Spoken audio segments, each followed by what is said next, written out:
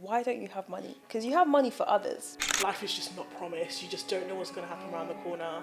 If you want to do something, do it now. The funny thing is, there's actually big bucks on Facebook if you post your reels on Facebook. You know, it feels so weird to talk about numbers. Wow.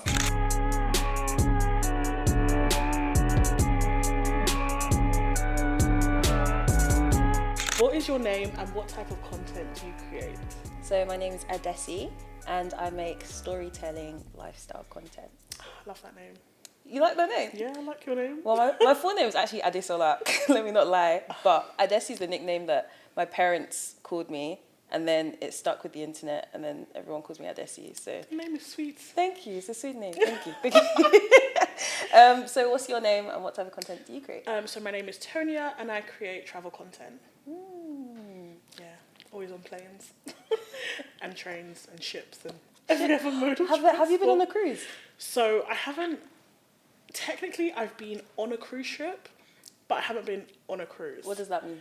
So I've done campaigns where I've needed to be on a cruise ship for a day to shoot, and then I've gotten off before the cruise ship took off.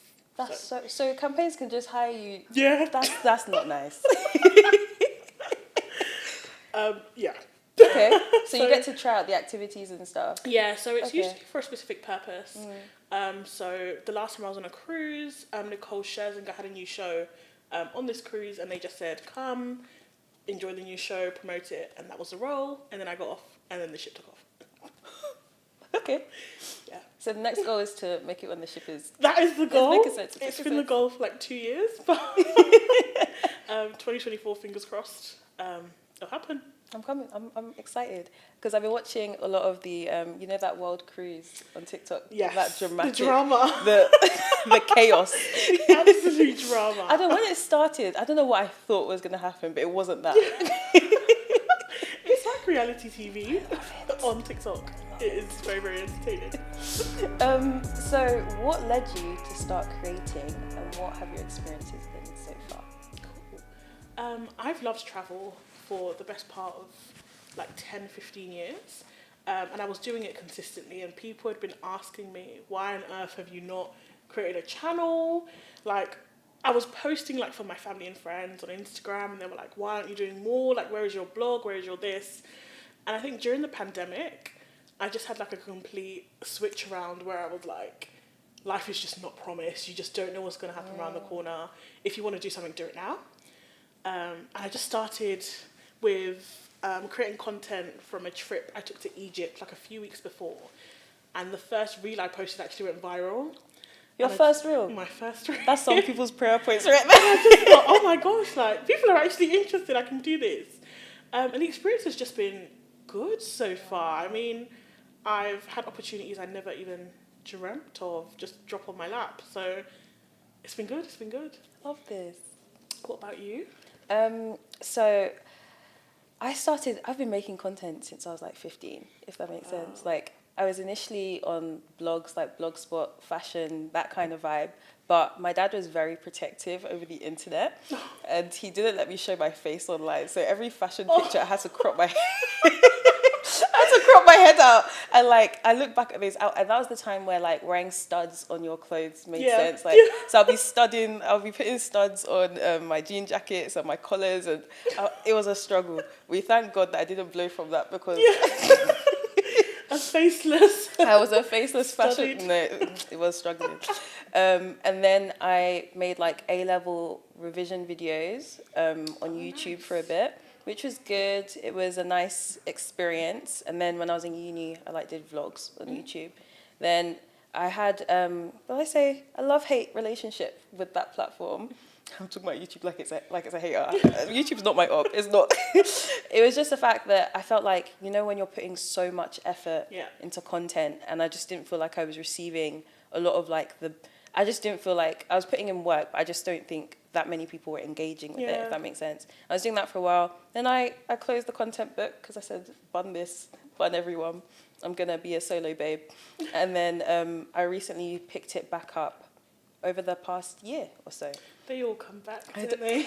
Do you know what it is? Because I love content creation. Yeah. I love storytelling. I love talking to people. And it's like, even though I felt like no one was quote unquote watching me, over the years, people will be like, oh, Adessy, you disappeared. I'm like, Yeah. no one was commenting.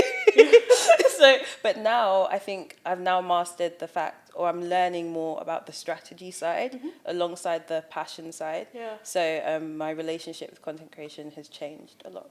But yeah. That's really positive. Good ending. Yeah, you Or know. good new beginning. It's I not like really that. the I end, just the beginning. Oh, got away with words, haven't you? What is your favourite brand collaboration in a few words and why? Okay. I had a really cool brand collaboration with, I'd say they're like a tech company. And they were just really, they allowed me to be as creative as I wanted to be. And I enjoyed the fact that like there was a brief, but even though I presented something that still fulfilled the brief, but it was in my style, they were really appreciative of that. And they were just easy to work with. And I feel like sometimes you can get situations where they want you for being different, but they actually just want you to create what they want, if that makes sense. Yeah. So yeah, that was what I had. What about you? Me, so it was with a travel company. Trying to be as vague as possible. It was with a travel company. It was actually quite a short trip. And what I really appreciate about the collaboration is similar to you. They were like, we want it in your style. They weren't really specific in what they wanted. They just said the deliverables are video content, post what you want, just capture what the experience was like, which of course is very easy. I've lived it, I've recorded everything, I can just say this is what I did. I love this. This is what I loved about it, which made it really easy. I felt like the pay was fair and they just went above and beyond when we were on this trip. They thought of things, like such thoughtful things, just to help us as content creators, which I just really appreciated. I love that. Do you know what? I have a question for you. Like, as a travel creator, do you ever feel like, because I feel like to be a travel creator, I don't feel like you can be an introvert. Because I feel like, especially if you go on trips with people, you have to always like interact. And do you ever feel like lonely on these trips, or is it like, what's the vibe? How do The you thing feel? is, funny enough, I'm actually quite introverted. Really? Yeah, and I'm also scared of planes. So I'm really like, not your ideal travel creator. I think, although I'm introverted, I'm always so curious about people. So a lot of my trips tend to be group trips with other creators. And I always just find it so interesting speaking to other people, even if they're not necessarily in my niche, just hearing about their experiences, what they enjoy about creating, and just watching other people shoot. I feel like people have such different styles and there's always so much to learn from other people in the creator space. So I do actually love group trips, connecting. But then we all have our own rooms, so... No, I think that's the best yeah, part. when you're a bit like, yeah, social battery's down. I'm just going to go to my room and recover to the next day when you're together again. But I've always been on trips with really, really nice people. So it's made it easier to like come out of my shell, speak to people. Yeah. Okay, I hear it. I think that's the best way. When people are nice, life is nice. Yeah, life is nice. It actually makes sense. It actually makes sense. Do you prefer creative freedom or big budget? Budget, baby. When you've got budget, you'll find a way to be creative. Yeah. Just a bit extra pushback. It's all right. Like, what? Okay, we can work with that. I would say in an ideal world, both. Yeah. But I do feel like, you know what, big budget also fuels your own content creation that's outside of brand collaborations.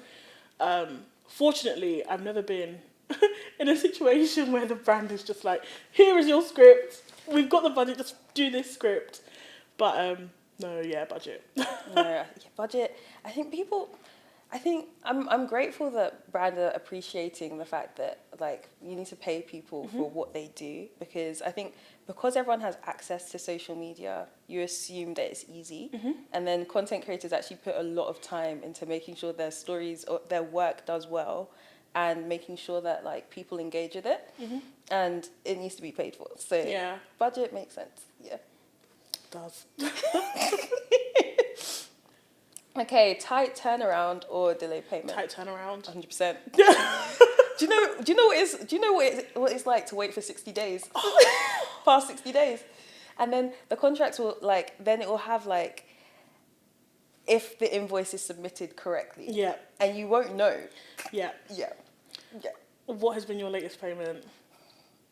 To be honest, I've had things on time, pretty much. No, actually, let me not even. But this wasn't content creation. Yeah. But this is, so I do other freelancey things, and it just hasn't come. It just hasn't come. And I'm messaging, and there's just no responses. No. So I've just accepted. You know what? That was an act of goodwill. Charity. It was charity. It was my goodwill. Yeah. Oh my word. It just hasn't come. But yeah, it wasn't content brand, but it was Okay, well. It's okay. What about you? Act of service. I think mine was 6 months. Whoa. I don't really understand what the actual issue was. So the initial payment deadline was 60 days anyway, which was fine, to be honest. Just because I had good cash flow, so I was a bit it'll come when it comes. I got it that. Yeah. But then I just kept having to chase just because I didn't want it to go sort of to the wayside and be forgotten. And then they were very apologetic, but I couldn't really understand what the problem was. But of course, big organisation, it's not necessarily the fault of the person you're even liaising with. Obviously, loads of companies have a finance team, and no one really knows what goes on in the finance team. And funnily enough, I'd worked with them on other campaigns and they paid for those. So it was just a specific problem with this one. But yeah, eventually it came, so I was a bit okay, cool. So were you chasing them during the 60 days or after? So after the 60 days. Okay. So I already waited the 60 days because that was what was contractual. I think I waited another 2 weeks just because I travel a lot and I don't really want to be chasing people when I'm abroad. And then checked in sort of periodically from there. Just to see what the problem was, but I mean, it came eventually. I've never not been paid. Fingers crossed, it never happens. Amen. And all of my 2024 invoices have been paid early. So that is my dream. I'm yet to experience an early invoice. That would be just a cheeky treat. No. I've had an invoice that was 30 days and it was paid within 5. Ooh. So. That's the day that you know you're ordering takeaway. That bank notification. And it's a surprise. Yes. So good. What's your best editing app, software, and why? CapCut. It's revolutionised the world. Premiere Pro, the amount of times Premiere Pro has meltdowns, I don't like that. Whereas CapCut, it gets the job done. It makes me smile. It has all the sound effects and everything inside. I don't need to worry. Exact same. Yeah? Yeah. Edit everything in CapCut. Times have changed. We love it. Smartphone or DSLR? Smartphone always. Smartphone. DSLR cameras are so heavy. I hiked Machu Picchu, carried my DSLR camera, and I was so exhausted I didn't even use it. So I carried it on my back for the best part of 9 hours and didn't even use it because I was just tired and I was like, why did I do this? Actually sorry. Yeah. So no, and the thing, so when you took the camera, were you taking your tripod as well, or was it just what was the vibe? So I had my camera, my gimbal, my phone, and 2 liters of water in my backpack. But honestly, when I started the hike, it was just I didn't even want to take any content because I was just so tired. My guide was begging me, oh, you're never going to do this again. Take a picture, take a video. And I'm just leave me alone. Leave me alone. You don't understand. So I did take a few clips, which I actually managed to post. But yeah, smartphone always. It's just convenient. And I think my issues are always with DS. I just feel things always go wrong. Yeah. Things can go wrong, but with your smartphone, iPhones have elevated. Yeah. Things have changed, and when you know how to get the lighting right, life is smooth. It is. It is. Long form or short form? Gosh, I like them both. Short form is where it's at, but long form is where the money resides, and it's where community is. Yeah. But I like to consume both. No, actually, that's not true. I like to consume short form regularly, but I have long form creators that I ride for. Oh, if that makes sense. very nice. Yeah, like Yeah. Jenim. Do you know Jenim? No. Oh, I've been watching Jen. She's like, what do I call her? I say she's like a lifestyle creator, but I've been watching her since she was like 18. Wow. And now she's like in her 30s. Okay, maybe not 18, wow. 21. I've gassed her age. But yeah, 21. Now she's in her 30s and I'm watching her like raise a family. I'm like, oh my gosh, you raised me. Yeah. Solid fan. I'm a fan of a solid one. I hope but my fans are like this. When I'm 50 and producing videos, I hope they're still rooting for me. I hear it. I'm short form. 100% short form. I don't know if I've ever produced a long form piece of content actually. Like my longest video has probably been like 2 minutes. Really? Yeah, I just think I do a lot of voiceovers, so like short stories. And I think because of when I started content creation, so I started in January 2021. Yeah. Short form was already like taking off, forward. so naturally that's just how I started. I'd love to like delve into YouTube and do maybe like a long form video once a month, just like a vlog type. But no, short form. And people love travel videos. They do, And but YouTube is where it's at. it is. But So what's stopping you? I just think when I'm in the moment, this is kind of similar to what we were mentioning earlier. Like, I don't want it to be that I'm on a trip and it's literally just all work. So I would then have to film in using my phone, like pictures to use my camera, then like redoing everything on like horizontal for long form. And I just think the whole day would just go recording in every possible direction. And I just don't want to do it. Before I go on trips, I'm like, this trip, I'm going to do it. And then when I'm there, I'm like, nah. I've done enough, like, on to the next thing. But, yeah. Okay, I hear it. I see you do YouTube. If you ever wanted to, I'd watch. At some point. What's your best kept editing secret hack? Best kept editing secret hack. I don't know if I have any secrets. Because I feel like the way I learned how to edit on Premiere Pro was like bootleg-ish way. Not that it was the fake Premiere Pro, but I just felt like I taught myself, so I didn't know how to do things properly. Yeah.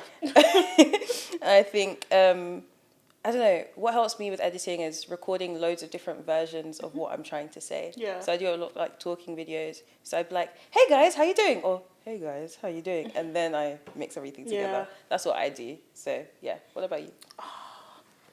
Maybe a hack. It's not necessarily a secret, but especially as a travel creator, having folders is just so useful. And putting things into folders when either you're on the plane or just have downtime while you're traveling just makes life so much easier. I think when you shoot something from so many angles, just culling the content and knowing your favorite videos and putting it into a file just makes life so much easier when you're editing later on. I agree. Organization is the way forward. Yeah. Yeah. I hear it. If you can get rid of one platform, which one would you be willing to lose? One of my existing platforms, or just a platform in general? Ooh. Let's do both. You know what? Let's go Facebook. Facebook's a cop-out. I know. The funny thing is, there's actually big bucks on Facebook if you post your reels on Facebook. Really? But Facebook is just an app that I think it's a scary place.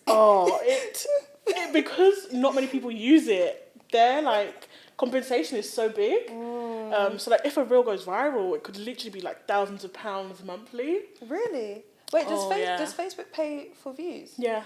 What? Yeah. Wait, what? Yeah. And you can run. Did you guys know this? What? And you can run ads on your reels as well. Are you serious? Yeah. So how are you No, I need to understand. How are you doing So this? you need a certain amount of followers. Okay. On Facebook? On your page, yeah. So you can just have a page. You need a certain amount of followers, certain amount of viewer time, and then after it's just, yeah.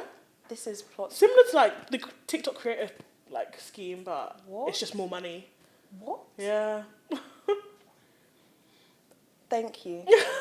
You've changed my life in this small Yeah, interaction. like you could go live on Facebook. People make money from going live. Funny enough, I actually learned this on a creator trip. So I went to Saudi and I met these creators. Shout out if they're watching this. And they just talked about how someone told them like, go on Facebook, go on live. Like there's so much money there. And they were like, within 10 minutes, they made like 5K just on What? live on Facebook. Yeah. So do you create a page for your content? Yes. So you have a content page, you name it, whatever your name is. Start posting on it. You can post reels directly into Facebook, grow the page, and then you can join the scheme. So if you connect your Instagram to your Facebook, Mm-hmm. does it do it automatically, or do you have to do it separately? I did it a bit differently because I actually have like a personal Facebook page, so it was easier to just maneuver it. But it's not super difficult to set it up. I mean, you used to have like a blog, or a website, any kind of website to include. Yeah. But I'm not sure if that's still the case because I did mine quite a few years ago now. Wow! Oh my God, you changed my life. I didn't even know this was a thing. Okay. What about you? Well, I would have said Facebook before, but now I rate Facebook a little bit more. I'd say, I don't know, this is a cop-out, LinkedIn. Okay, yeah. Has LinkedIn helped you? Maybe it's helped you. It hasn't helped me. So I don't have a creator account on LinkedIn. Mm-hmm. I know it's helped other people. But yeah, I'd say LinkedIn too, actually. LinkedIn hasn't helped me. Facebook can stay. And every time I'm on LinkedIn, I always just feel like I'm dancing for the public. Like, yeah, I think LinkedIn is probably the least authentic app. People genuinely like try to find a message and like, oh, I went on a walk through the park today, and all of a sudden I just realised that blah blah blah, and it's like, no, you didn't. You didn't. You didn't. I'm so happy we know this. Yeah. No. I think everyone knows it. Even people that like it, they just like, it's just, you just want to support, but it's like, it's just faff. It's so, I know, but the thing is, I have some friends who are LinkedIn creators. Yeah. And they're popping. And they're doing very well. I'm like, I don't know how you guys are doing this, because for me, no. I tried posting a reel on LinkedIn, and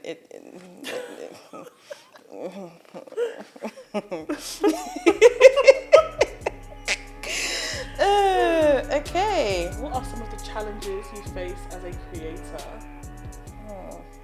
Combination of things. I think I put it in two sides. So there's like the personal side, and then there's the, okay, I don't know how to break down the sides, but I'll tell you. First one is like me, I'm learning, I need to push myself to be more consistent, if that makes sense. Like, I'm consistent, but I think because I think this is the year I'm like, this is not a hobby, like let's make this a career vibe. I'm now pushing myself to like push myself, and I don't think I've done that much, if that makes sense. So my challenge is just building up consistency. I think the second side is that also, because I make storytelling lifestyle content, I tell a lot of stories that relate to like my life, if that makes sense. And I'm also very conscious of, I don't want my life online. Yeah. So it's just about striking the balance between sharing things that you know will resonate with people, but also not sharing your business with the entire world. Yes. Yeah. Yeah. And fine line. It's a fine line. Yeah. And then, yeah. I'll leave it at that. But yeah, what about you? Oh, I would say relying so heavily on outward approval. Ooh. So I've always very much been like, I will do whatever I want. I just do not care what people's opinions are. Whereas when your engagement is directly linked to how well you're doing, speak on it. You just feel the pressure of the world. Like, you could create the best video ever created, but because you're at the mercy to the algorithms, it may not be seen by anyone.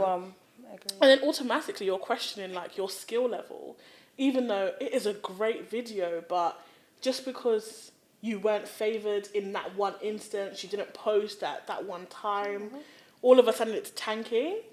Particularly the extra pressure if it's a black brand collaboration. Oh. So you've gone all out for a brand collaboration. Yep.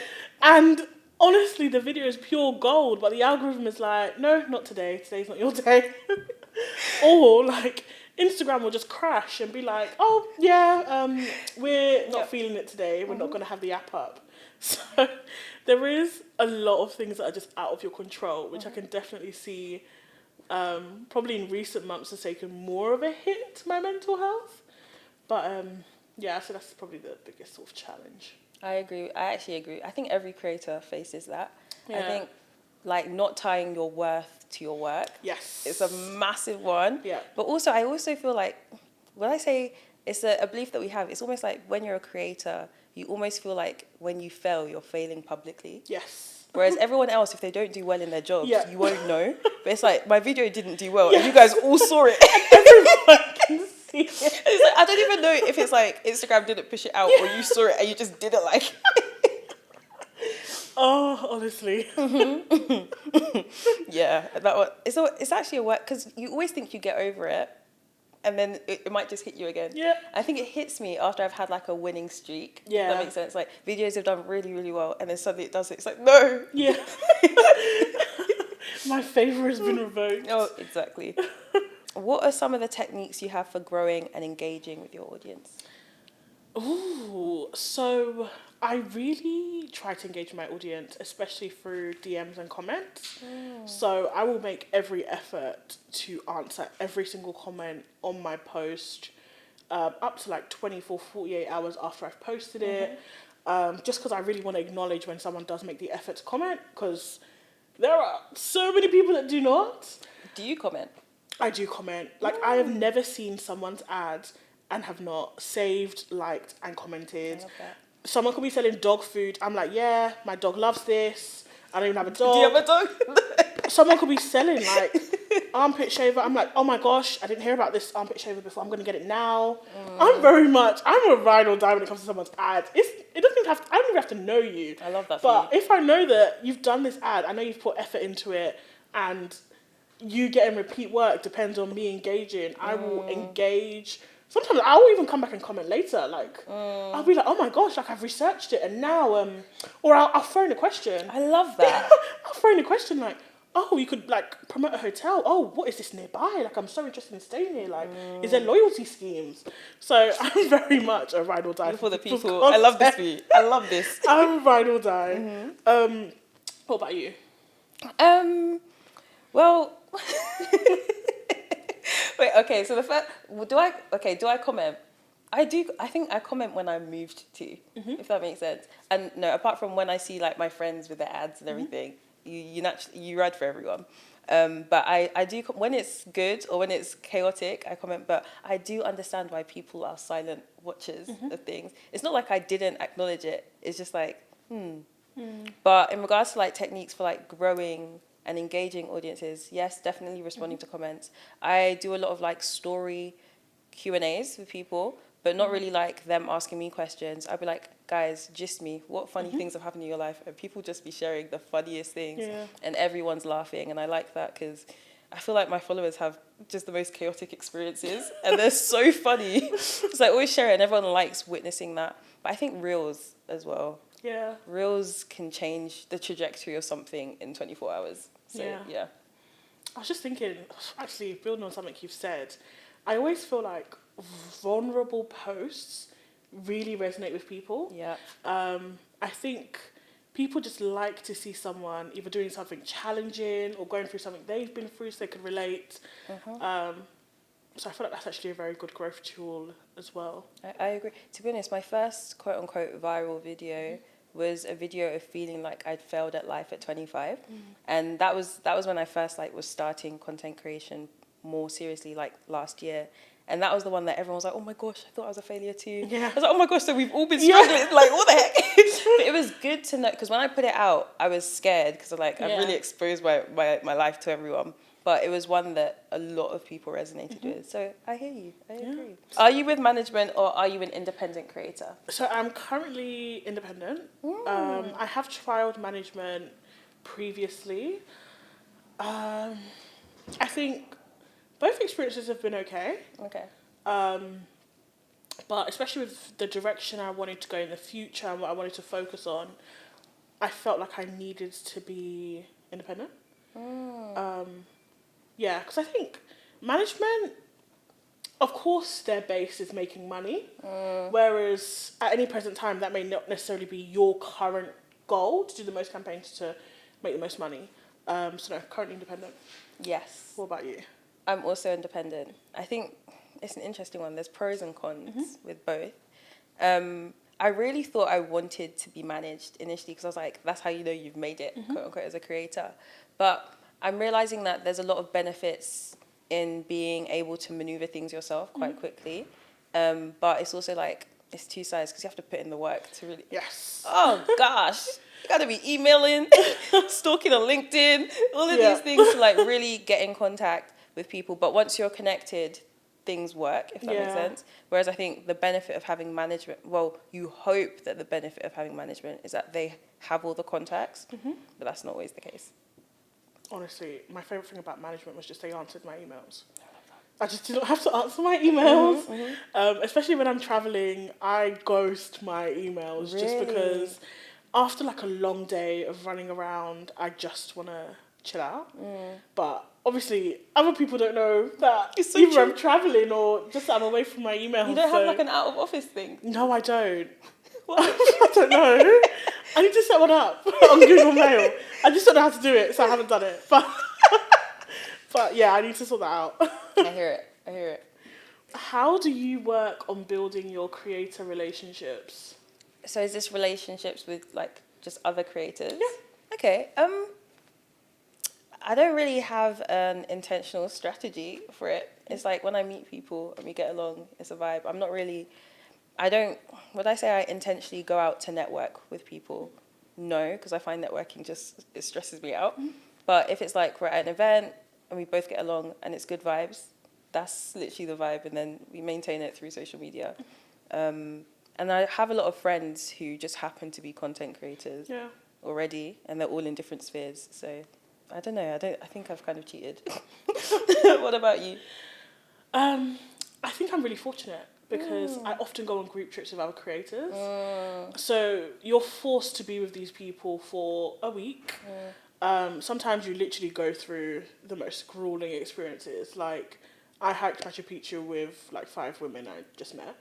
So you bond by force. Yeah, after that you're bonded for life.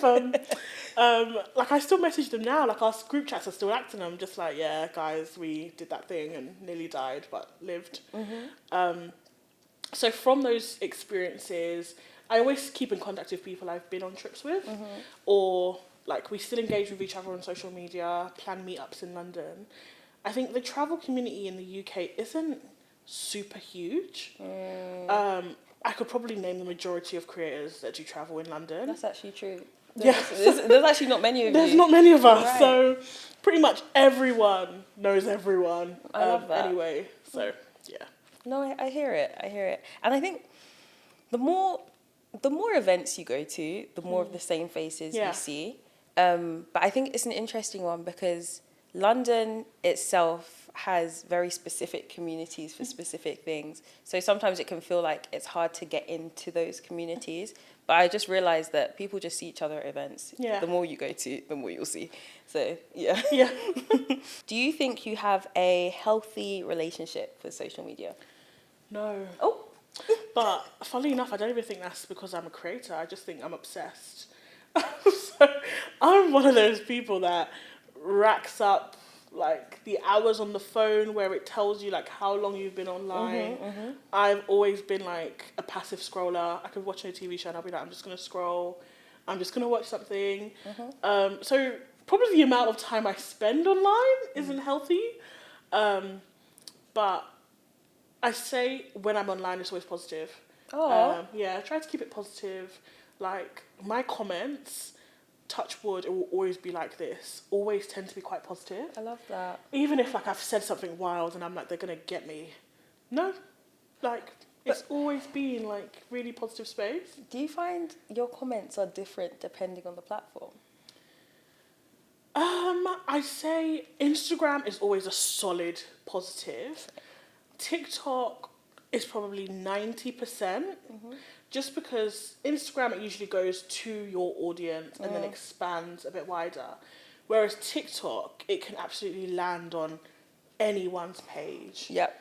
And it very much depends what you're doing in the video. I feel like travel can be controversial. Just because, I'm trying to think of a reason why, but if someone else can't necessarily afford to go where you've been, or if it's been like a gifted trip that someone else can't necessarily afford to go on, Can be quite controversial, but in general, positive. I hear it. Yeah, I'd say both of them are, my main platforms are TikTok and Instagram. And yeah, I haven't gone to sleep crying or anything. So I guess it's positive for now, but let's see. I don't know. I feel like different platforms have different responses. Oh, absolutely. So like Instagram for me is genuinely quite nice until you find someone that's just angry for no reason. It's like, bro, was this me that you're hurt at, or was this something else? But TikTok, it's a mixed bag. Yeah. I feel like TikTok could be kind of mean sometimes. Like, I recently went to Nigeria for like the first time since I was 4 years old. Yeah. So I made a series called like A Journey Home. So it was just documenting my experiences. And one of the videos I did was me speaking Yoruba. I can't speak Yoruba well. Yeah. I understand it, and I was teaching myself. On Instagram, the comments, everyone was laughing. Like, I created it knowing that people would share it and laugh. On TikTok, people were coming for me. They're coming for my mom. They're coming for my dad. They were saying, you should be ashamed of yourself. There was a mix. Some people were really lovely, and they were laughing. And then other people were like, as a Nigerian, I'm disappointed. And I'm like, guys, please, it's a bit of joke, it's a bit of banter. And then I just got some like weird guys as well, like a bunch of like uncles just trying to do a lot. It was just a bit awkward. So yeah. So I find the same video could have completely different responses depending on the platform. Yeah. For me anyway. But yeah. No, TikTok, because of the way the algorithm works, your page could literally land on like the most random person. Agreed, can just be angry that day and be like, I remember I did a series on the Maldives, but I kept pronouncing it the Maldives. Oh no. And then everyone was like so angry. I've never just seen people so angry before, but I was in the Maldives, so. I hear it. And I it's also hard to take what people are saying seriously you can't when you're in crack. paradise. And I also just think like low key when people are angry, not controversial anger, like not that you're actively aggravating people, but let's say it's the Maldives situation or like my Yoruba video.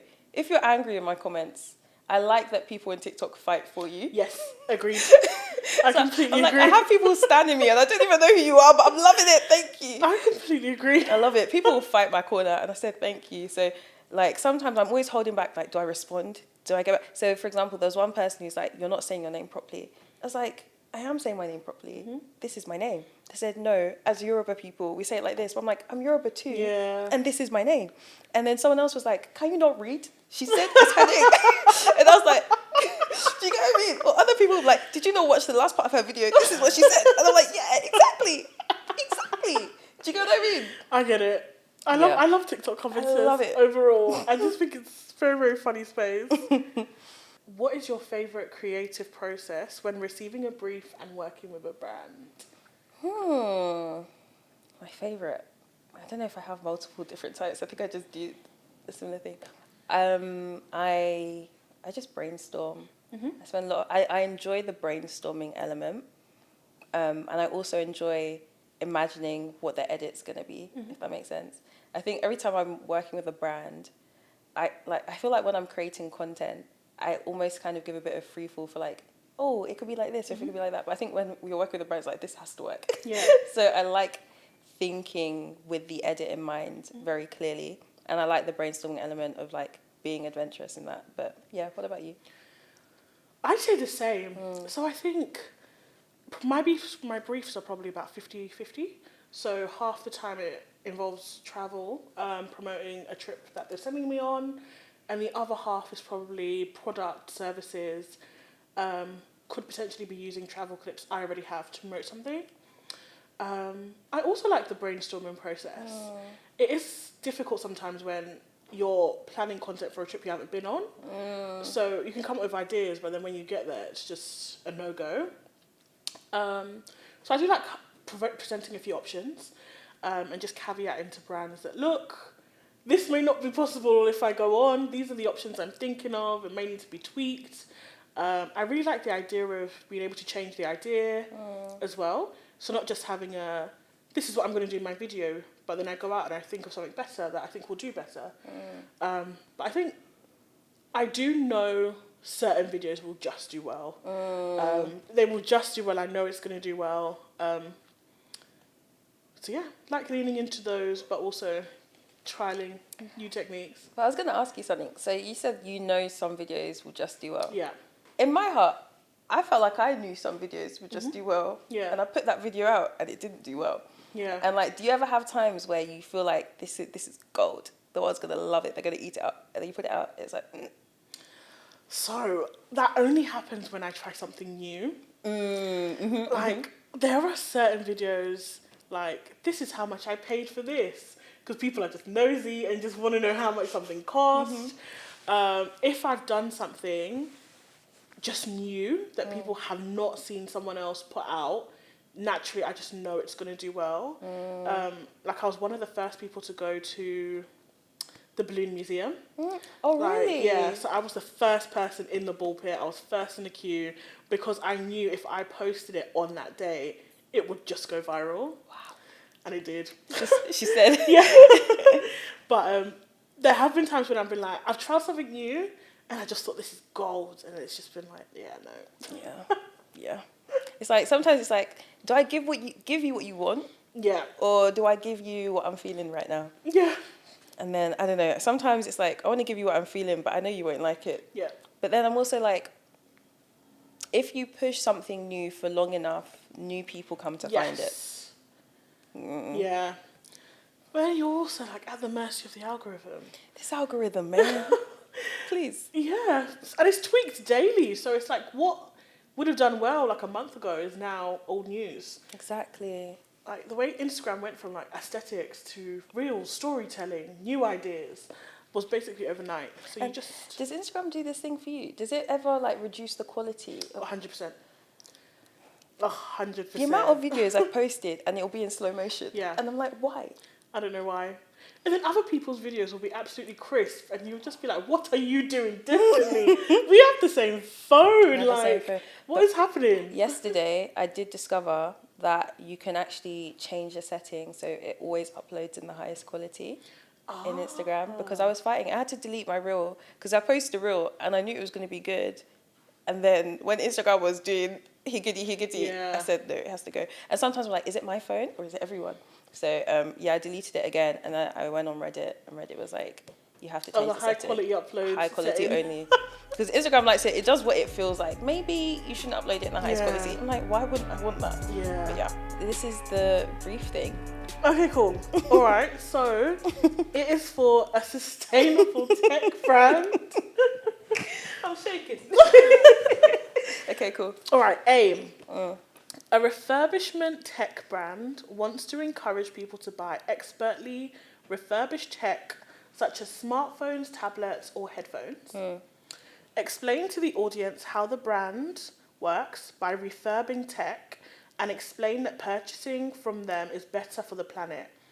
E.g., it reduces CO2 emissions. Messaging to audiences should be humorous, tone of voice, think tongue-in-cheek. And then you've got concept examples. This or that. Show the audience between how much you save buying refurbishment versus buying new. Or quality. Show audience refurbed tech doesn't mean low quality. Show how well the refurbished works and looks as good as brand new tech. Your deliverables are, you can pick 3. 2 TikTok videos, 2 Instagram reels, or 2 dedicated YouTube videos. And a bonus, what would you charge for this campaign? That's a lot of things they're asking for. So, okay. I'm shaking. Definitely a lot of information. It's a lot of information that I need to come up with in 60 seconds. This or that. So I'm a storyteller, right? So I always think of stories and ways that things resonate with my life. So I'd go down the have you ever been broke before? Vibes. And down the, you always go down the financial route, if that makes sense. Suggesting that there's been times that I've struggled, but it didn't mean I had to reduce the quality of the products that I got. Then we show me doing, you know? And I'm like, this iPhone, secondhand, and like that kind of vibe, and I Yeah. just make it like fun and do something along those lines. Obviously, details like that I can't tell you right now, but I'd tell a story that's funny, show the products in a funny way, say, oh, you thought this was fun? No, like that kind of vibe, Yeah. and then go from there. Regarding the deliverables, so what could I do? Two reels. So you could do 2 TikTok videos, 2 Instagram reels, or 2 dedicated YouTube videos. You can pick one of the 3. So either two TikTok videos, 2 Instagram reels, or 2 dedicated YouTube videos. Okay, I'd say 2 Instagram reels, even though I know YouTube is where it's at, but I can't lie for them. I'll do 2 Instagram reels, and what was the last question? How much will I charge? Yes. Golly, depends on usage. Depends on all of these things. Okay. What they I'll saying? throw in some extra. Let's hear it. things. Let's hear it. They want 30 days usage, Okay. Okay. and you have to be exclusive for 1 month. I'd pitch for my following. I'd say about 10k, around 10k. That's what I'd say for it. What about you? Nice. I've got my own scenario. All right, let's go then. Yeah, but I'd say about 10. I think that's a good amount. I think It's a good amount. It's a good amount. And it's a tech brand. Yeah, they do tend to have more money. So this is for a streaming device top 3. The aim is to drive awareness, attribution, and conversation for a range of key TV shows on a streaming service that you can simply plug into your TV and play. The brand wants you to communicate that it has content for everyone across entertainment, sports, and cinema. Mention all 3 favorite shows using the video in any way. Concept examples, you can do a day in a life vlog, ending with a night in watching your favorite shows. You can do camera-facing content, talking through the best shows on the streaming device has to offer. And deliverables, you can do 1 Instagram reel, and that's all they want. And how much would you charge for this campaign? Oh, so that was a bonus. Yeah. So I was giving away free things like this. All right, it's cool. Well, that's right. All right, yeah. Okay, so it's a streaming platform. They want me to promote the shows on the streaming platform. So I think this is probably a really fortunate scenario for me, just because there was a recent campaign. I think it was for like Now TV that a lot of travel bloggers did, and they did exactly what I would do. So let's throw it out there. I would find travel related shows on the streaming platform, and then I would either go with the day in the life and then ending with the show. But if I wanted to take it up a notch, be more creative, I would reenact the show in the reel. Example would be, there's actually a show called The Flight Attendant. I'm not sure if it's still on, but there's a show called The Flight Attendant where it's like a criminal solving show, something like that. So I would just play out a scenario to the audience about being a passenger on a plane and then so and so happening, and then basically pull them in and then say, this is actually a real show, and then promote it that way. Yeah. Like what would you do if this happened to you on a plane scenario, act it out, and then say it's a real show, find out what happens. I love that. By watching. What would I charge? 1 reel. You know what? I would want to up the amount of money by syndicating it to other platforms. So less work on my end, but increased income. So I'd say for an extra few grand, I'll repost to YouTube Shorts and to TikTok and repost to my stories. Ooh. And then I'd probably charge, this is not including exclusivity or usage. And then I'd charge maybe 5 or 6. Okay. Yeah. I hear it. It makes sense. Yeah, see what they say. Wow. Do you know, it feels so weird to talk about numbers. Yeah, it does. Out loud. Like, I feel like I talk about it with my, like, content creator friends. Yeah. But, like, saying it out for the world. Yeah. But it's good. It's good to know. Do you know what, actually? For anyone who's, like, an independent creator, I use the 7/6 guide. Have you? Oh, yes. So I haven't seen their guide, but they produced the report. The report. Oh, is yes. it the report? Yes, the report. Yeah, the report that they... Yeah, because I think before that report, I didn't necessarily understand what things meant in contracts. Then I read that report and it told me a lot of things to look out for. Yeah. So I was like, okay, cool. And then I read that report and I was like, oh, so I've been underselling myself in this world. And I just was able to now price myself effectively according to that. And I think a lot of creators, when I talk to people, there's so much disparity because people know that you don't know your worth. Yeah. And it's just not nice. I completely agree with you. I think I'm super fortunate because I have a lot of American creator friends. Oh my gosh. And if anyone knows about the The Americans are eating. when it comes to American creators, they offer no mercy whatsoever. They are like, I'm pricing high, I don't care. Regardless of following, look, I'm gonna make 6 figures this year, I don't care what my following is, and they price it. So having been surrounded by all of that, naturally, even my branding very much reflects the American creator standards. I'd say it's probably slightly lower because this is still the UK industry.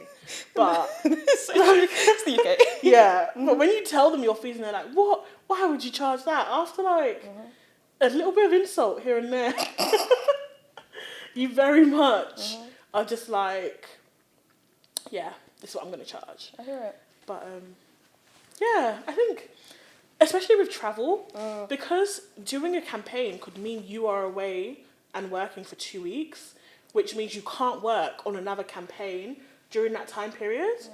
So my prices don't necessarily even just reflect the actual work that goes in. It's just, even if there's no exclusivity, just by nature of me being abroad, I can't work for another campaign while I'm away. Wow. So also have to track that in. So are you saying that travel's where it's at? I mean, I think fashion's where it's at. I don't know if fashion's where it's at. Do you think? I think travel, from what I'm hearing, no. There's a range of different things. I think the filmmakers they are eating. Yes. They are eating. Yeah. I think travel, if you're telling me that you're factoring in all of these extra things, like it's just sounding, and you're getting a trip. So but it's work. Here's the thing. Oh. Because here is probably like the side of travel that people think is super glamorous.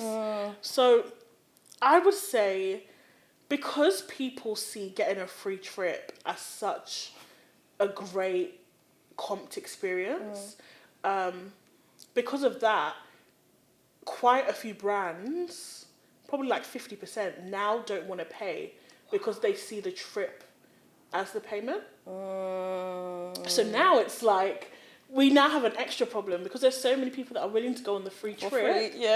But I just see it as the trip isn't actually free. If it was a free trip, you'd be able to go to a destination you want to go to, do whatever you want with no restrictions, and be able to post whatever deliverables you want, no pushback. And there are brands that are like, it's a gifted trip, honestly, do what you want. Like, airlines are like, look, we just want you to promote the airline, choose your destination, choose everything you want. That's my prayer point. But when you're restricted, or it's a destination that you're not necessarily interested in, it's just very much not appealing to not go without compensation, just an extra layer. Consider. So I have a question for you, if you have advice for me. Yeah, right? Go ahead. So I'm not a travel creator. Yeah. But I like to travel. Yeah. Right? And let's say I want a brand or to gift me a trip to a place. So for example, I tell my followers periodically, once every 3 months, that I want someone to pay for me to go to South Korea and to Japan. How would you say I go about doing that?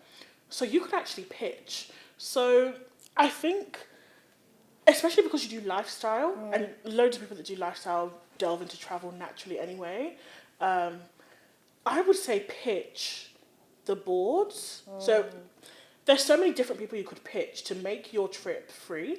So I think everyone goes immediately for the tourism board, but there's so many other options. I'd say my first one would even be go for the airline, because I feel like airlines can write off so much. Yes, you're right.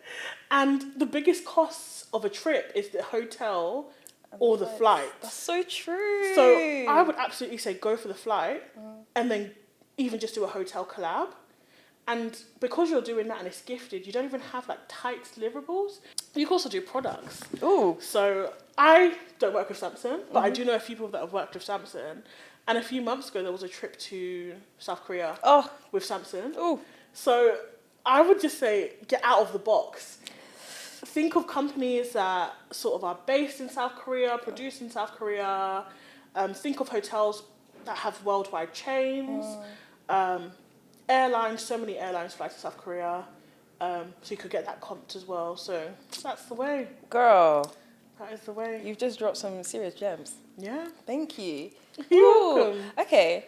And do you think that, but my other concern is when it comes to pitching, because I'm not a travel creator, do you feel like brands will struggle with that? I just think you need to have an angle. It's not necessarily even have to have strictly a travel account. Because I do know quite a few brands are trying to expand out of just travel creators anyway. Because I think it shows people how it naturally fits into their lives. True. As opposed to someone that their job is travel. I would say have an angle. So, I'm trying to think of an angle for you. South Korea. If you were really into fashion and you wanted to do South Korea street fashion, if you were really into beauty treatments and skincare, Korea has the best skincare. I want to go to Korea. I want to pitch doing different treatments in Korea, showing the price difference, showing the excellency, stuff like that. I hear it. Yeah. Oh, thank you. Yeah.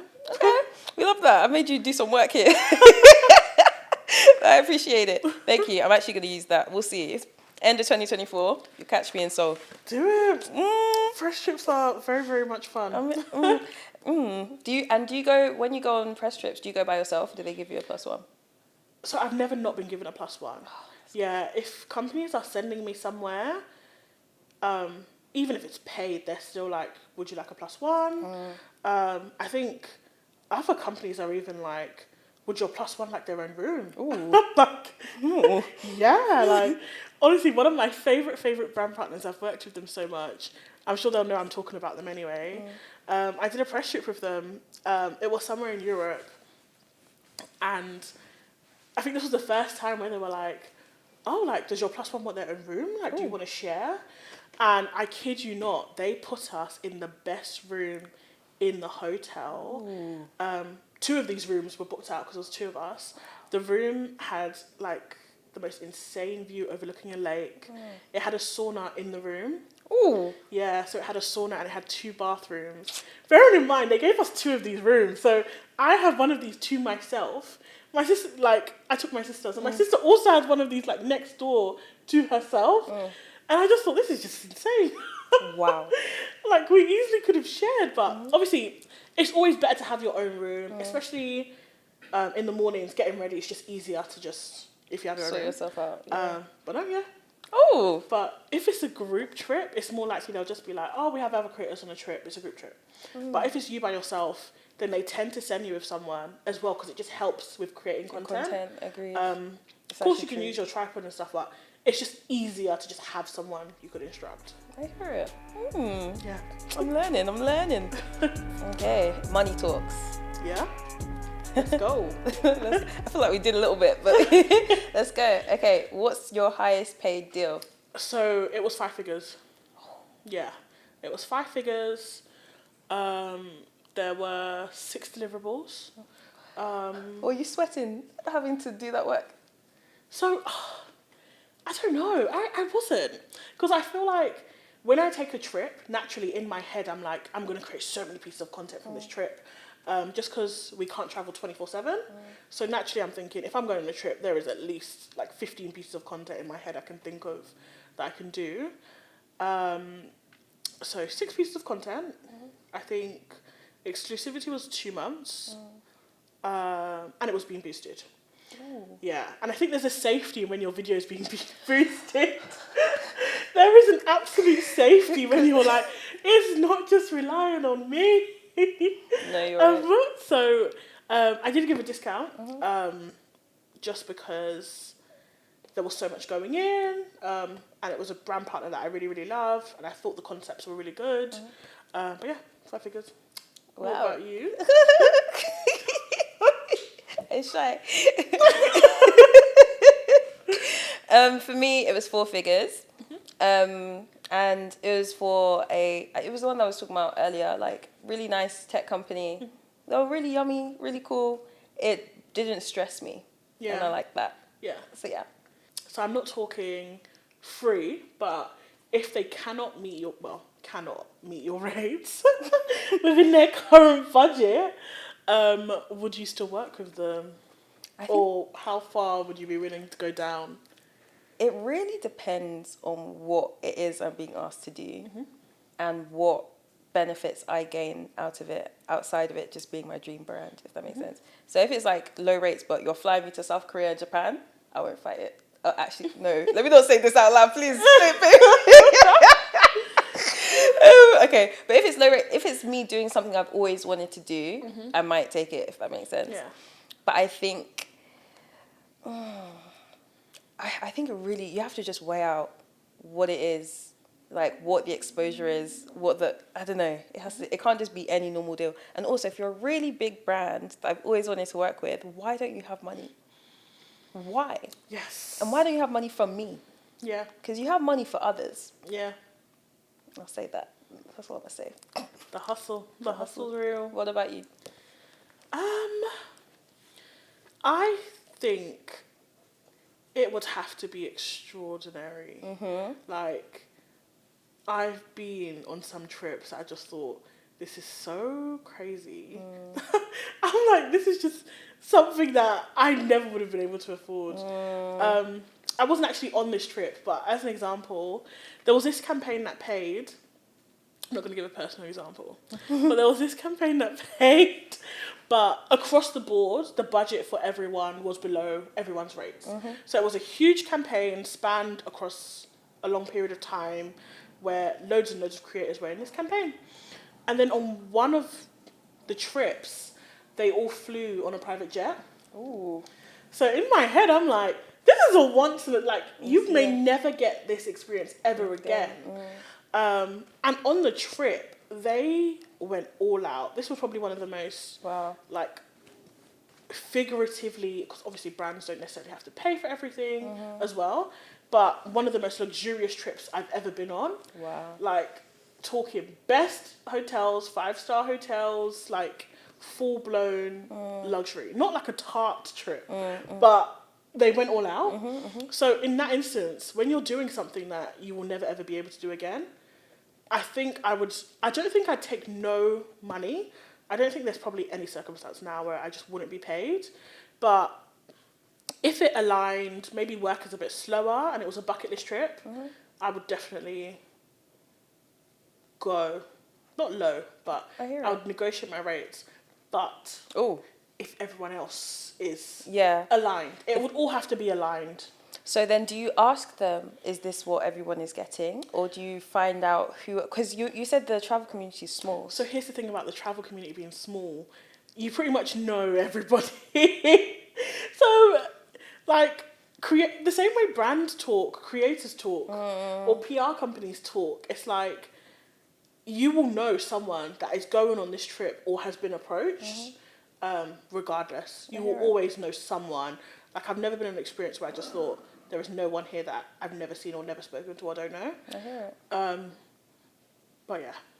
I hear it. What's the number one thing you ask brands before you collaborate? Ooh. The itinerary for the trip. I think the itinerary for the trip is so important especially because it's very much will I go or will I not go, not even depending on how much money. I think I'm quite an open traveller. Like, there's a lot of stuff that I will do and I'll throw myself into, whereas there's other things where I'm just like, this trip is just not for me. The kind of content is just not for me. It just won't work on both our parts. I know it won't do well. So I think the itinerary is very important, and who else is coming is also very important. Like, I don't have any ops. I don't have any ops. Do you know how funny that is? I never expected ops to leave your mind. I do not have any ops, but if I ever do have any ops, I will be like, I do not want to travel with you for a week. I actually hear it. I do not want to be in your space. I hope this never happens because literally everyone I met has been lovely. There's probably been one person where I've just thought, you're not really my kind of person. We're not enemies, but like we're just not going to speak after this ever. But then if I had someone that I was just like, absolutely not, I'm not traveling with you for a week, then I'd want to know ahead of the trip and just explain the situation and then do with it what you may. I hear it. Yeah. I hear it. What about you? Number one thing I ask is probably how much time do I have? Yeah.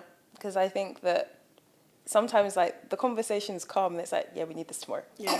So I want to know how much time so I can mentally prepare myself. But yeah. That's very practical. It's To practical. know what you're working with, see if it can be done. Yeah. If you need to add a rush fee or anything. Exactly. you factor all of it in. Yeah. Yes. So do you diversify your income as a creator?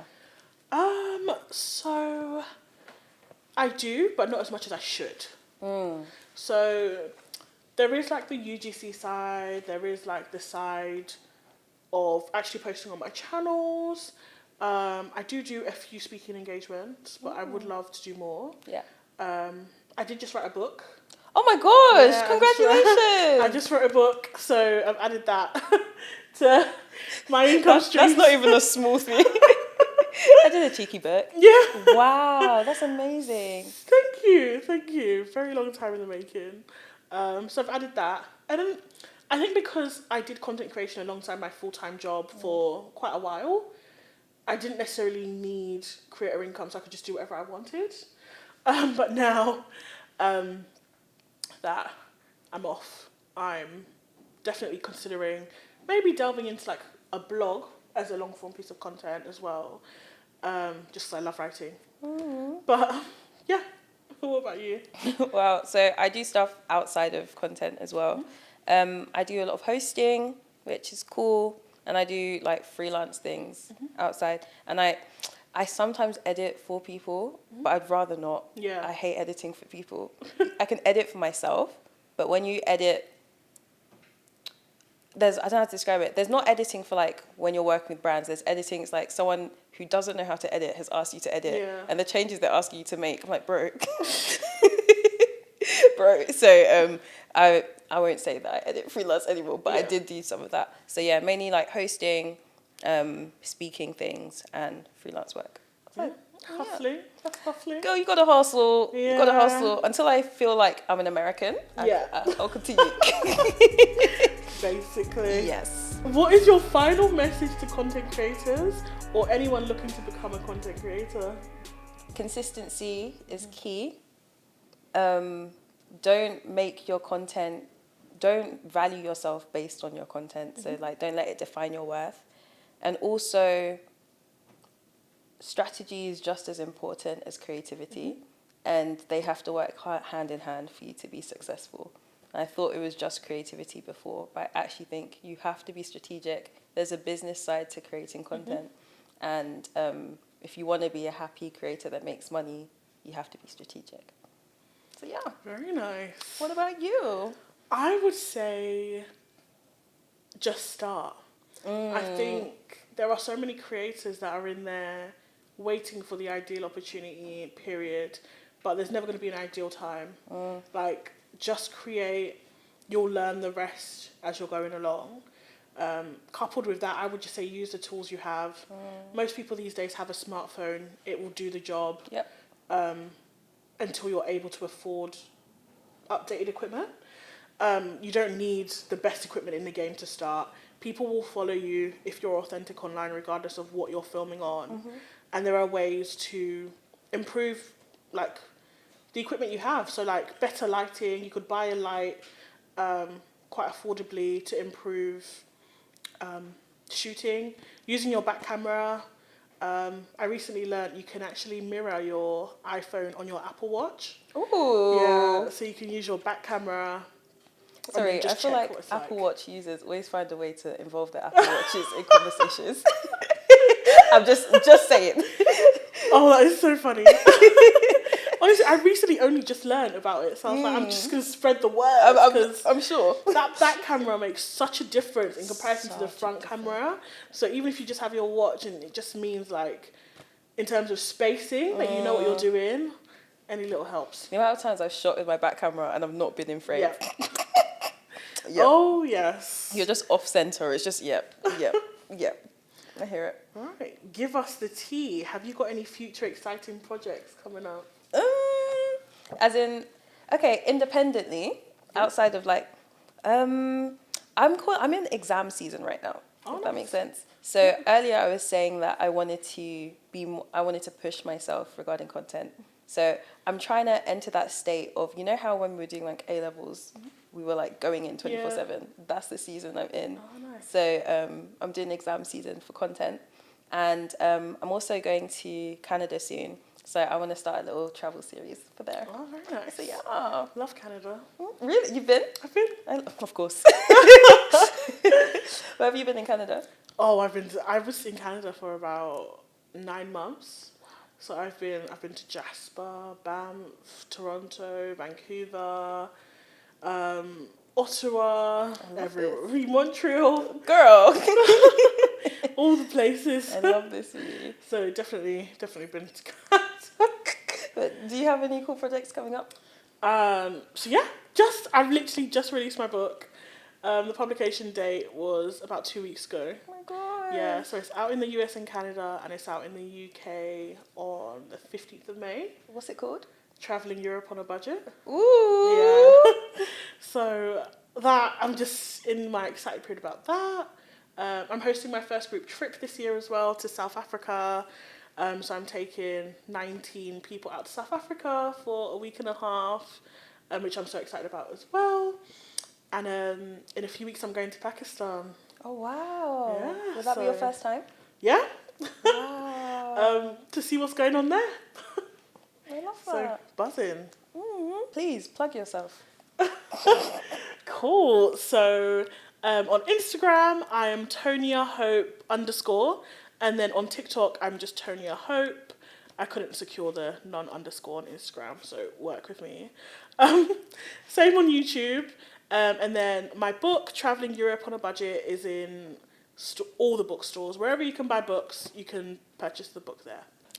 On Instagram and TikTok, I am at Adessy. And on YouTube, it is there. It's Adessy.